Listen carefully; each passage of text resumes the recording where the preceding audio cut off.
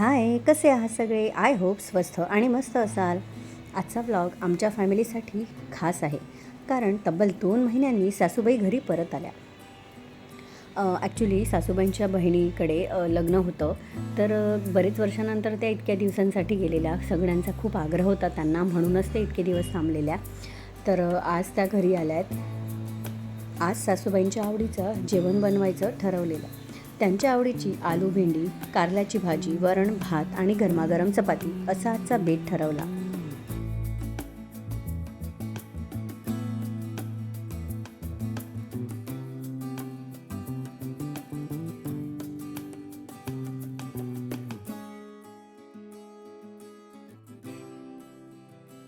आलू भेंडीची रेसिपी मी तुमच्यासोबत शेअर करते.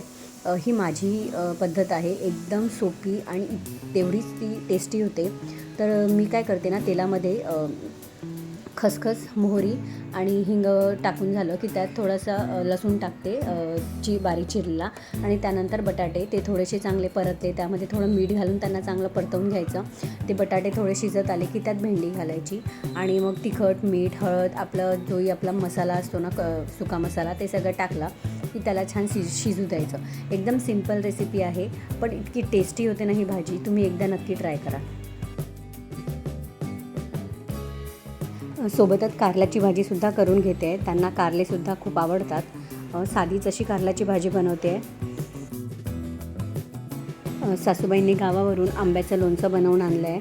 ते सुद्धा मी तुम्हाला दाखवणार आहे. आणि सोबतच त्यांनी ना फिटेड बेडशीट आणलेल्या आहेत. त्या इलास्टिकच्या असतात ना, डिरेक्टली आपल्याला त्या म्हणजे घालावं लागतात आपल्या बेडला. तर त्यासुद्धा मी तुम्हाला दाखवेल. आता सगळं स्वयंपाक वगैरे झाला की मग मी तुम्हाला तुमच्यासोबत शेअर करेल.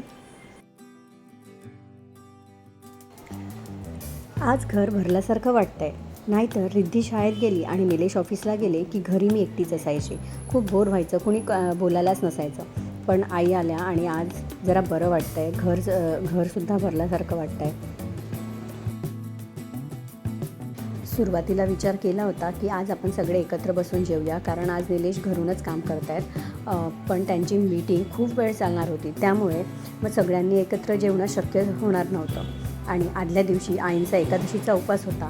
मग म्हटलं त्यांनासुद्धा जास्त वेळ थांबायला नको, म्हणून आधी देवाला नैवेद्य दाखवला आणि मग आईंना गरम गरम जेवण वाढून दिलं.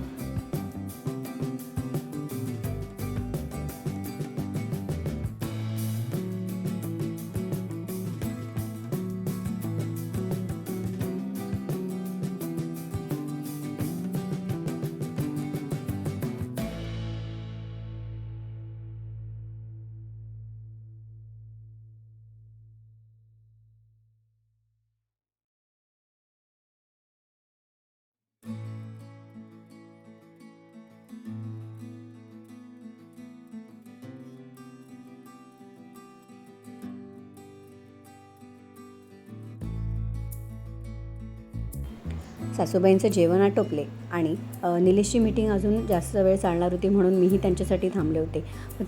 तेव्हा आम्ही गप्पा मारत बसलो. आई गावाकडच्या गोष्टी सांगत होत्या. मी सुद्धा त्यांना इथल्या काही घडलेल्या गोष्टी सांगत होती. असा आमचा वेळ कसा गेला ना, कळलंच नाही. आज गप्पा गोष्टींमध्ये दिवस कसा गेला कळलेच नाही. आजचा व्लॉग कसा वाटला ते नक्की कमेंट करून सांगा. आवडला असेल तर लाईक करा आणि सबस्क्राईब करा. भेटूया नेक्स्ट व्लॉगमध्ये. C you.